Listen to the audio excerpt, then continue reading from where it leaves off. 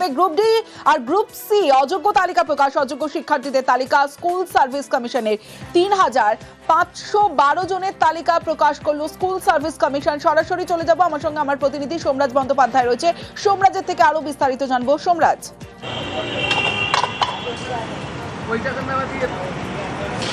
দেখো, কিছুক্ষণ আগেই স্কুল সার্ভিস কমিশনের ওয়েবসাইটে প্রকাশ করে দেওয়া হলো গ্রুপ সি এবং গ্রুপ ডি অযোগ্যদের তালিকা। গতকাল রাতে আমরা জানিয়েছিলাম যে আজ সন্ধ্যের মধ্যেই প্রকাশ করা হবে এসএসসির গ্রুপ সি এবং গ্রুপ ডির অযোগ্যদের তালিকা। সেই মোতাবেক এসএসসির তরফে প্রকাশ করে দেওয়া হয়েছে 2016 নিয়োগে অযোগ্যদের তালিকা। ৩,৫১২ জনের নামের তালিকা ইতিমধ্যেই প্রকাশ করা হলো এবং এসএসসির তরফে যে তালিকা প্রকাশ করা হয়েছে সেটি একটি মাত্র তালিকা, যে তালিকায় গ্রুপ সি ও গ্রুপ ডি মিলিয়ে ৩,৫১২ জনের নাম প্রকাশ করা হয়েছে।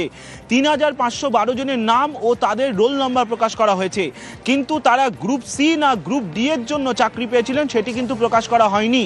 এসএসসির তরফে বলা হচ্ছে যে গ্রুপ সি ও গ্রুপ ডি মিলিয়েই এই ৩,৫১২ জনের নাম প্রকাশ করা হয়েছে।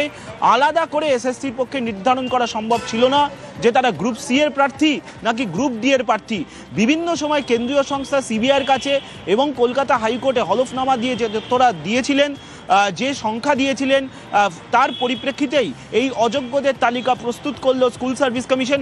এর আগে আমরা দেখেছিলাম যে নবম, দশম ও একাদশ, দ্বাদশের অযোগ্যদের তালিকা প্রকাশ করেছিল স্কুল সার্ভিস কমিশন, আর এবার গ্রুপ সি ও গ্রুপ ডি এর অযোগ্যদের তালিকা প্রকাশ করে দেওয়া হলো।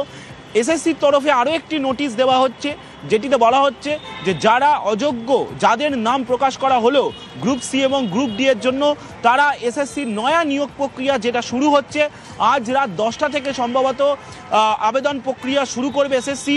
গ্রুপ সি এবং গ্রুপ ডি এর নয়া নিয়োগ প্রক্রিয়ায় ইতিমধ্যেই নয়া নিয়োগ প্রক্রিয়ায় কত সংখ্যক শূন্যপদ রয়েছে সেটা আগেই জানিয়েছে বিজ্ঞপ্তি দিয়ে এসএসসি।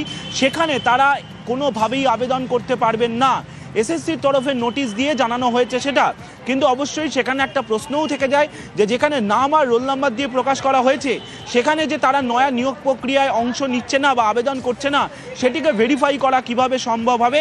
এসএসসির তরফে অবশ্য বলা হচ্ছে যে তারা বিষয়টি দেখবেন এবং বিষয়টি নিয়ে তাদের কাছে নির্দিষ্ট কিছু তথ্য থাকবে, তার উপরই তারা ভেরিফাই করে নিতে পারবেন।